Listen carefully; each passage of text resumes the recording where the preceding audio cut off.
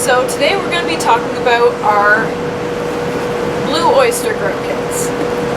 Now I did a different video that talks about grow kits in general. This time we'll be talking about Blue Oyster specifically. Now let's start off with what you'll find in your box. You should find the normal grow kit items in here, such as your instruction manual, recipe card, and this recipe is for rigatoni with blue oyster mushrooms and dandelion greens. It's a very good recipe. And we have your do's and don'ts here for those of us that don't like to read the instruction manual. A little cheat sheet. And a humidity tent with slits cut in it and the top side sealed. Also have your little spray bottle. That's for your water. And here's your label on the front. You'll also have your grow medium bag. So this has the mycelium in it, as well as the hardwood pellets and the soybean pulp. So that's what the mushrooms eat. Now, your block should look like this. This white stuff is the mycelium. That's completely normal. If you see any mold in there, so any orange mold, make sure to not cut the bag, throw it out, and contact us. And if you see a significant amount of green mold, same thing. Throw it out, contact us. Now, we're going to talk about how to set up your block. So, in your instruction manual, you'll see that it wants you to cut your bag.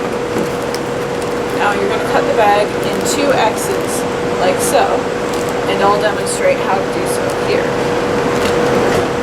Let's get up nice and close so you can see. And we're going to cut very shallow with a knife. Now, do this with parental supervision, so have an adult present. So we're going to cut just piercing the plastic. We're not cutting into the actual block itself.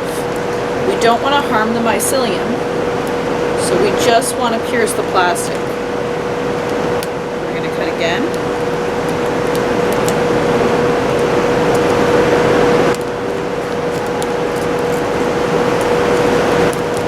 There we are. We've made our cuts. Make sure they're open.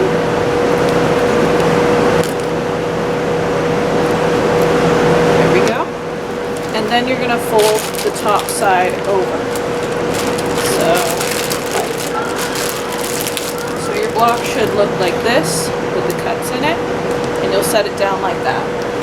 Now, when I set up my block, I set it on a baking sheet or in a large Tupperware container, so that when you put your humidity tent on it with the water sprayed in it, you don't get any drip condensation on your table.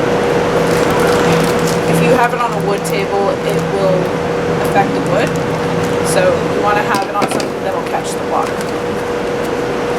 Once you cut your bag, you're going to take your humidity tent and your spray bottle.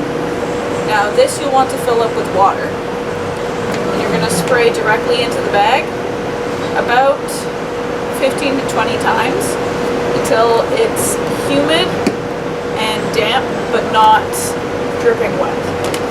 You don't want any water pooling. You just want it to be damp. And then you're going to put your humidity tent over it. Now that's it.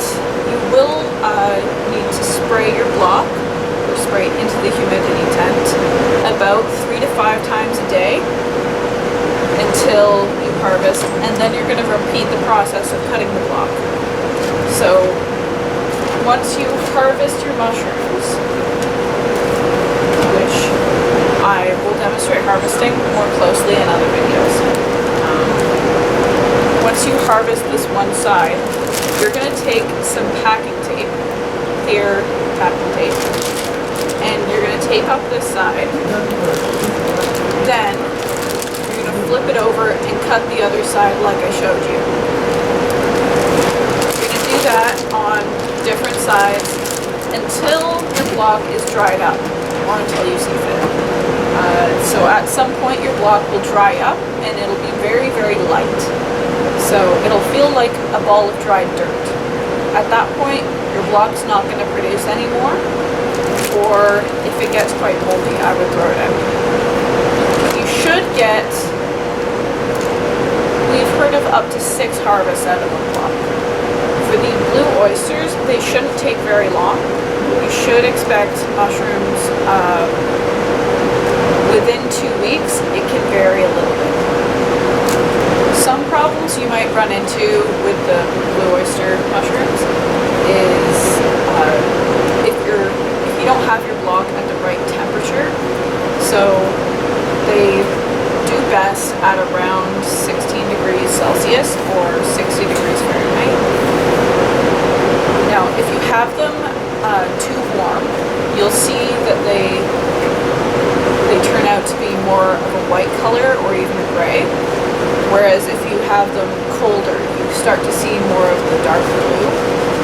So you can see in this picture, they come out a very rich blue. If you don't have them in a cold enough environment, you won't see that color come through.